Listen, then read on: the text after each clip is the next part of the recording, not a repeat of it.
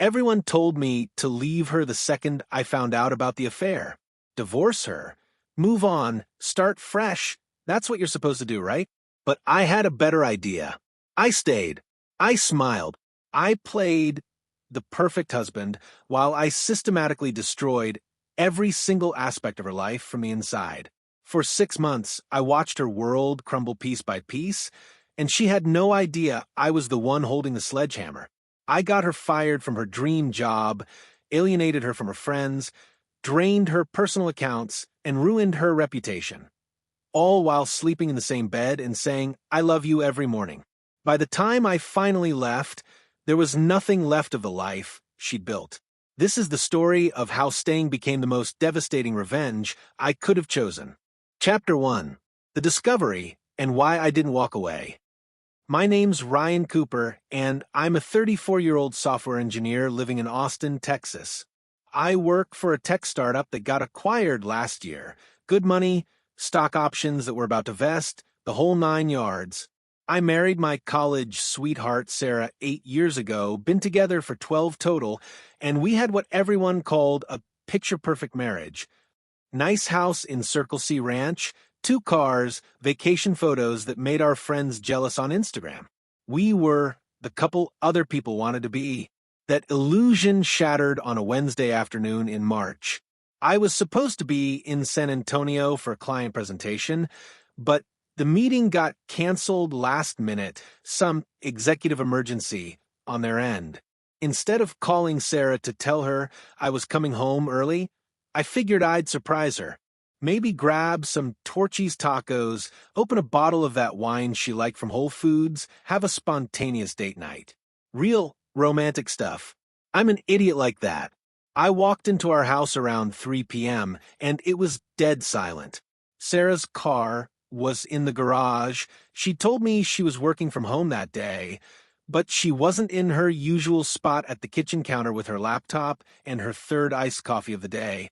I called out her name. Nothing. Figured maybe she was on a conference call upstairs or taking a nap. That's when I saw it. Her iPad, sitting on the kitchen counter, screen still lit up.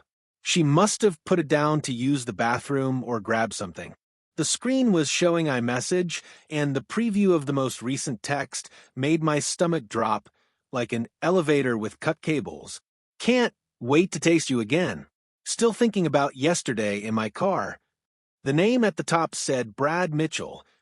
Brad, her manager at work. The guy she'd mentioned casually 100 times over the past year. Brad thinks I should lead the new project Brad suggested I present at the conference. Brad's really mentoring me. Brad, who was married with kids. Brad, who I'd met twice at company happy hours and seemed like a decent enough dude. I picked up that iPad, and I'm not gonna lie, my hands were shaking so bad I almost dropped it, but I unlocked it. I knew her passcode because we'd always been open like that, trusted each other completely. What a joke that turned out to be. I spent the next 3 hours sitting on our couch, reading through months of messages, and I mean months. This wasn't some recent mistake or a moment of weakness. They'd been screwing around for at least 10 months, maybe longer. The messages were graphic, stuff I won't repeat because, honestly, it made me want to put my fist through the wall.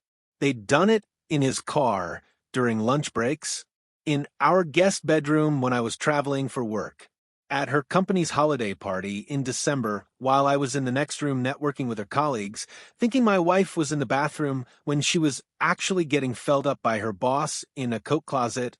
Most guys would have lost their shit right then and there. Packed a bag, confronted her when she walked in, screamed, cried, maybe thrown her stuff on the lawn. I get it. That's the normal response. But sitting there on that couch, reading message after message of her telling another man things she used to tell me, something cold settled over me. Not hot rage, cold, calculated fury. A plan started forming. See, Sarah and I live in Texas, a community property state. That means if I divorced her right then, she'd automatically get half of everything we'd accumulated during the marriage. Half of my 401k that I'd been maxing out for 8 years. half of my stock options that were going to vest in 4 months and were worth close to 300 grand. Half of the equity in our house, even though I'd put down the entire down payment with money I'd saved before we even met. But her name was on the deed because I'd trusted her.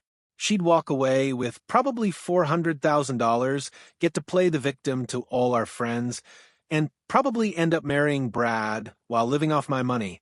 That math didn't work for me. I sat there doing calculations in my head. If I stayed for 6 months, my stock would vest, and I could move it into protected accounts. I could reposition our assets, document everything, build a case for an at-fault divorce that would obliterate her in court. I could make sure that when I finally walked away, I'd take everything and she'd be left with nothing but the wreckage of the life she'd destroyed. And more than that, more than the money, I could make her suffer the way she'd made me suffer. Not quick and clean. Slow, deliberate, painful. She wanted to have her cake and eat it too, to keep the comfortable life I provided while getting her thrills with Brad. Fine. I'd let her think she was getting away with it, right up, until the moment I burned her entire world to the ground. When Sarah came home that night around 7, she'd texted earlier that she was grabbing drinks with the girls from work. I was in the kitchen making dinner like nothing was wrong. She looked surprised when she walked in, maybe even a little disappointed that I wasn't out of town like I was supposed to be. "Hey, babe." I called out, walking over to kiss her hello. She stiffened for just a second before relaxing into it. Meeting got canceled, so I figured I'd surprise you. Made your favorite, chicken piccata. Oh, that's great. She was studying my face, looking for signs that I knew. I gave her nothing but a warm smile. "How was your day?" "Good. Had drinks with Monica and Ashley. You know, the usual work gossip. She was a good liar. I'll give her that. If I hadn't read those messages, I would have believed her completely. We had dinner. We watched Netflix. We went to bed, and she curled up against me like she always did, like she hadn't spent her afternoon planning her next hookup with Brad. I stared at the ceiling in the dark, listening to her breathe, and finalized my plan. 6 months. That's all I needed. 6 months to systematically destroy everything she cared about while she thought she was playing me. 6 months to become the perfect husband and her worst nightmare simultaneously. Most people run from pain. I was about to run straight into it with a strategy that would make Sun Tzu proud. They say revenge is a dish best served cold. I was about to serve it at absolute zero, and she wouldn't see it coming until it was way too late. Chapter 2, Phase 1, Becoming the Perfect Husband While Building My Case. The morning after I found those messages, I woke up at 5 a.m. with a clarity I'd never experienced before. Sarah was still asleep, curled up on her side, looking peaceful and innocent. It made me want to scream. Instead, I got up, made coffee, and started executing Phase 1 of the plan. I became the husband she'd always said she wanted, the attentive one, the romantic one, the guy who made her feel like she was the center of my universe. That morning, I left her a note on the bathroom mirror. "You're beautiful. Love you. Let's do date night Friday," with a little heart drawn at the bottom. When she came downstairs, I'd already made her favorite breakfast, avocado toast with poached eggs, exactly how she liked it. She looked genuinely surprised. "What's all this?" she asked, suspicious at first. "I've been thinking," I said, sitting down across from her with my own coffee. "I've been so focused on work lately, especially with the acquisition and everything. I feel like we've been ships passing in the night. I want to reconnect, prioritize us." The relief on her face was almost comical. "Really? That's exactly what I've been feeling too." Of course she had, because guilt makes people desperate for reassurance. And I was about to give her so much reassurance she'd get sloppy. Over the next 2 weeks, I became husband of the damn year. I came home early from work, Texted her throughout the day, asking how she was doing, surprising her with flowers from that bouquet place on South Lamar she loved, planning elaborate date nights at all her favorite spots. We went to Uchi for sushi, caught a show at the Paramount, spent a Sunday afternoon kayaking on Lady Bird Lake, like we used to when we first moved to Austin. And here's the beautiful part. It worked exactly how I knew it would. When someone feels secure, when they think they've gotten away with something, they get careless. Sarah started leaving her phone unlocked on the counter, started taking calls from Brad in the next room. I could hear her laughing, using that flirty voice she used to use with me. She stayed out later, came home smelling like cologne that wasn't mine, gave me increasingly elaborate lies about where she'd been. Monica needed advice about her boyfriend drama, so we grabbed drinks at the Domain. Ashley's going through a rough time, so a bunch of us went to dinner to cheer her up. Work thing ran late. You know how Brad is about these client presentations. Every single lie, I smiled, kissed her, told her I was glad she had such good friends. And then I documented everything. Screenshots of our phone, bills showing 50 texts a day to Brad's number. Credit card statements showing charges to hotels I'd never been to. A journal where I recorded every time she came home late, every excuse, every inconsistency in her stories. But I needed more than my own documentation. I needed professionals. Week 3 of my plan, I contacted a private investigator named Frank Morrison. Found him through a divorce attorney buddy of mine who said Frank was the best in the business, former Austin PD detective who'd specialized in surveillance before retiring and going private. We met at a coffee shop in Round Rock, far enough from our usual spots that there was zero chance of running into anyone we knew. "What's the situation?" Frank asked, cutting right to it. He was probably 60, looked like someone's grandpa, but his eyes were sharp as hell. I laid it out for him, showed him the messages I'd screenshotted, gave him Brad's details, Sarah's schedule, everything. I need proof that'll hold up in court. Photos, videos, timestamps, the whole thing. And I need it done without her having any idea she's being followed. "How long you want me on this?" 3 weeks. Should be plenty. Frank nodded.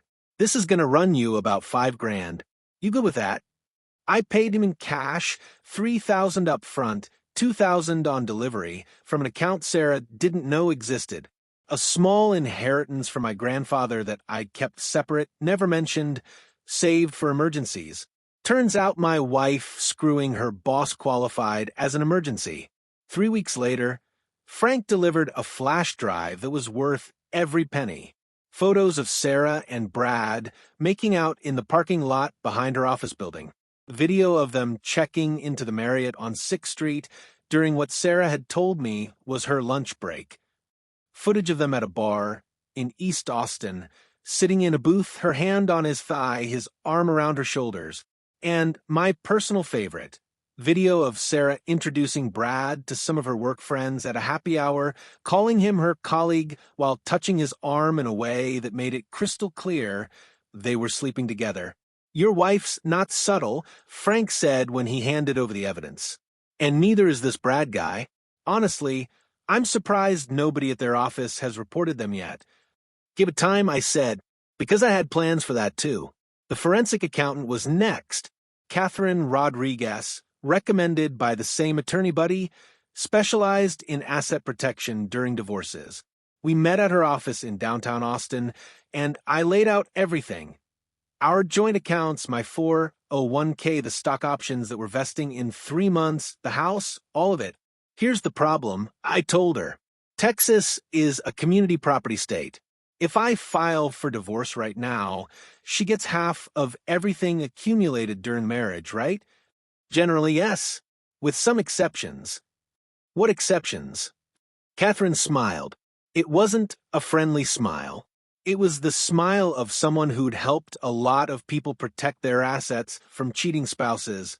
Anything you owned before marriage. Inheritances. Gifts specifically to you. And if we can prove financial misconduct, like using marital funds to support an affair, we can argue for an unequal division. We spent 2 hours strategizing.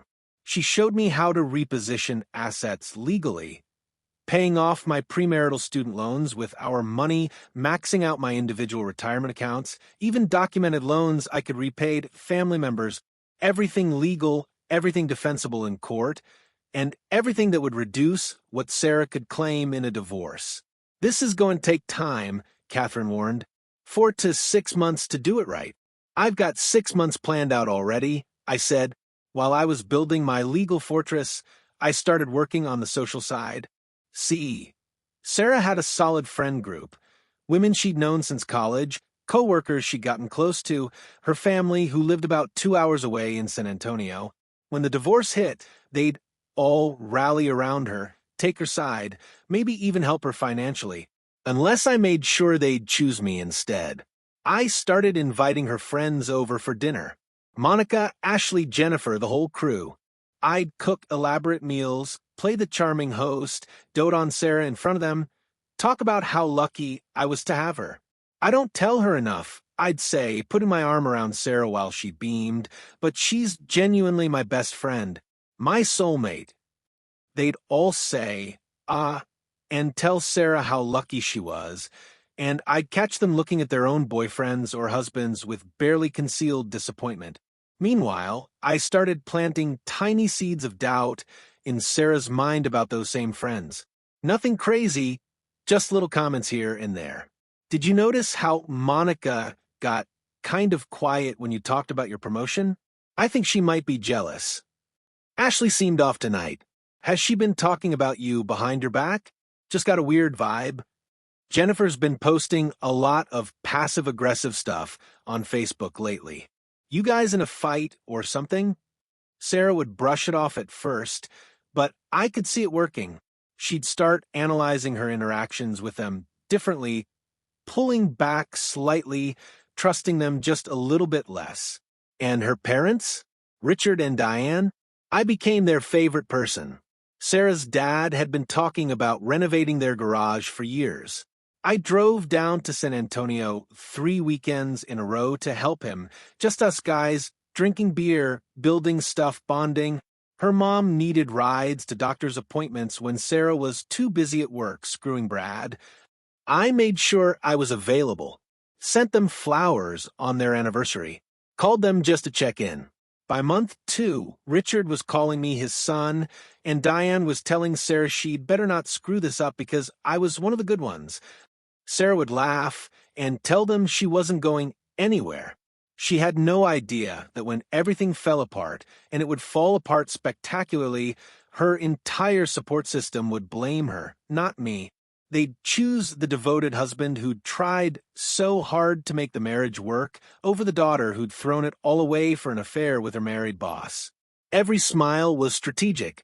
Every kind gesture was calculated. Every moment Sarah thought I was falling more in love with her. I was actually building the cage that would trap her when I was ready to spring it. She thought she was playing me. She had no idea she was the one being played, and I was about to take her for everything she had. Chapter 3. Phase 2. Destroying her career from the inside. Month 3 of my plan, I started digging deeper into Sarah's professional life. She worked at a digital marketing firm called Vertex Solutions, mid-sized company, about 200 employees, the kind of place that prided itself on its progressive culture and had a 3-page code of conduct about workplace relationships. That's when I discovered something that changed my entire strategy. Brad Mitchell wasn't just Sarah's co-worker. He was her direct supervisor, senior director of client services, while Sarah was a project manager reporting directly to him. And Brad? Married guy, 3 kids. His Facebook was full of family photos, Little League games, Disney vacations, the whole suburban dad aesthetic. This wasn't just an affair. This was an HR nightmare waiting to explode. I started documenting everything I could find about their professional relationship. Sarah had gotten promoted twice in the past year. Both times right after major business trips, with Brad that I could now match up with hotel charges on our credit card. She'd been assigned to the company's highest profile accounts, the ones that came with fat bonuses. She'd been approved for 3 conferences in the past 8 months: Vegas, Miami, Chicago. And guess who else attended every single one? Brad. I created a timeline on my laptop, cross-referencing her career advancement with the affair. The correlation was impossible to ignore. Sarah had been a decent employee before Brad, but nothing special. Now she was suddenly the golden child of Vertex Solutions, and it had nothing to do with her actual work and everything to do with who she was sleeping with. I wasn't just going to expose them. I was going to make sure she lost everything she'd worked for. Her job, her reputation, her entire career trajectory. If she wanted to use her body to get ahead, fine, but there would be consequences. The key to the whole thing was Brad's wife, Jessica. I found her on Facebook. Brad's privacy settings were trash, and his profile was basically wide open. Jessica Mitchell, 33, stay-at-home mom, lived in Cedar Park just north of Austin. Her Facebook posts were all about her kids, her book club, her morning Starbucks runs. She seemed sweet, trusting, completely oblivious to the fact that her husband was screwing my wife every chance he got. I started going to the same Starbucks she frequented, a location on 183 near her neighborhood. Timed my visits for 7:30 in the morning, right when she'd show up after dropping her kids at school. For the first week, I just observed, watched her order the same thing every day: grande skincare latte, no foam, sit in the same corner chair, read whatever book she was working through. Week 2, I made my move. She was reading Where the Crawdads Sing, and I walked over with my coffee, gesturing to her book. That any good? My sister keeps telling me I should read it. Jessica looked up, smiled. It's amazing. I'm on my second read-through. Actually, are you into fiction? We talked for 20 minutes that first day. Books mostly. Nothing personal. Just 2 strangers making small talk at a coffee shop. I introduced myself as Ryan, said I worked in tech, left it vague. She told me she was Jessica, mom of 3, trying to maintain some semblance of adult conversation between carpool and soccer practice. Over the next month, we became coffee friends. Once a week, sometimes twice, we'd end up at Starbucks at the same time and chat for 30 minutes before going our separate ways. She told me about her kids, her book club, her frustrations with being a stay-at-home mom when she used to have a career in PR. I told her about work stress, mentioned I was married but kept it light, played the friendly acquaintance role perfectly. And then I started planting seeds. My wife works in marketing too, I mentioned casually one morning. Her boss is super dedicated to mentoring her. Brad something? They travel together a lot for work. Jessica's smile froze for just a second. Brad Mitchell? Yeah, that's him. You know him. That's my husband. Her voice was careful now, measured. No way. Small world. I laughed like it was the craziest coincidence. Sarah talks about him all the time. Says he's really invested in her career development. They just got back from some conference in Miami, I think. I watched Jessica's face, watched her process that information, watched the first seed of doubt take root. Miami, she repeated. He said that was a solo trip. Needed to focus on client development. Oh, maybe I got it confused. Sarah goes to so many of these things. I shrugged, changed the subject, but the damage was done. Over the next few weeks, I'd drop little comments. Nothing accusatory, just observations. Sarah and Brad seem really close. Guess that's what happens when you work together that much. Or, Brad must be an amazing mentor, the way Sarah talks about him. Jessica would get this look on her face, like she was trying to solve a puzzle she didn't want the answer to. But I wasn't ready to drop the bomb yet. Timing was everything. Month 4 of my plan, I made an anonymous email account, used a VPN, created it at a library in Round Rock, covered my digital tracks like I was planning a heist. Then I sent a detailed complaint to Vertex Solutions Ethics Hotline. The email was professional, thorough, and devastating. I laid out the affair between Brad Mitchell, senior director, and Sarah Cooper, project manager, who reported directly to him. I attached photos from Frank surveillance, the parking lot makeout sessions, the hotel check-ins. I included credit card receipts showing charges to the Marriott, the W Hotel, restaurants in cities where they'd traveled for work. I documented every conflict of interest, the promotions Sarah had received, the bonuses, the high-profile account assignments.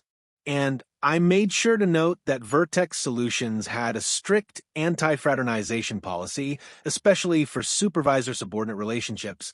It was right there in their employee handbook, which I'd conveniently found posted on their internal wiki that Sarah had left logged in on our home computer. Within 2 weeks, the investigation started. Sarah came home stressed as hell one evening, and I knew immediately something had happened. She was pale, distracted, kept checking her phone. "Everything okay?" I asked, playing concerned husband. "There's some investigation at work." Her voice was shaky. "Someone reported an inappropriate relationship, and HR is interviewing everyone. It's probably nothing, but..." "An inappropriate relationship? Between who?" She hesitated. "They wouldn't say exactly, but people are speculating it's about Brad and someone on his team." I pulled her into a hug, felt her body tense against mine. "That's crazy. I'm sure it's just corporate politics. Someone probably got passed over for a promotion and is making stuff up." Yeah, that's probably it." But she didn't sound convinced. For the next 3 weeks, Sarah was a wreck. She'd come home and immediately pour a glass of wine, sometimes two. She'd be on her phone, constantly texting Brad, trying to coordinate their stories. I'd ask if she wanted to talk about it, and she'd say work was just stressful right now, nothing to worry about. Meanwhile, I'd sent the same evidence package to Jessica Mitchell. Not anonymously this time. I wanted her to have everything she needed to blow up Brad's life. Photos, receipts, hotel records, the works. I included a note. "I'm sorry you have to find out this way. They've been carrying on for almost a year. You deserve better than this." Jessica filed for divorce within a week. And unlike me, she didn't wait. She posted about it on Facebook, didn't name names, but talked about betrayal and lies and how her husband had destroyed their family. Their mutual friends started commenting, asking what happened. Brad's carefully constructed image as devoted family man was crumbling in real time. At work, the investigation concluded. Vertex Solutions didn't mess around with violations of their ethics policy, especially when there was this much evidence. The affairs, the conflict of interest, the preferential treatment, it was all there, documented and undeniable. Sarah came home on a Thursday evening, and I knew before she said anything. Her eyes were red, makeup smeared, hands shaking. "They fired me." Her voice broke. "They fired me, Ryan." Said, "I violated company policy, inappropriate relationship with a supervisor, effective immediately. No severance, nothing." I held her while she sobbed into my shoulder, and I felt absolutely nothing except cold satisfaction. "What about Brad?" "Demoted. They're transferring him to their Detroit office. It's basically career suicide." She pulled back, looked at me with desperate eyes. "Who would do this? Who would report us? Report them like this?" I kissed her forehead. "I don't know, babe, but we'll get through this. You'll find something new. Better, even."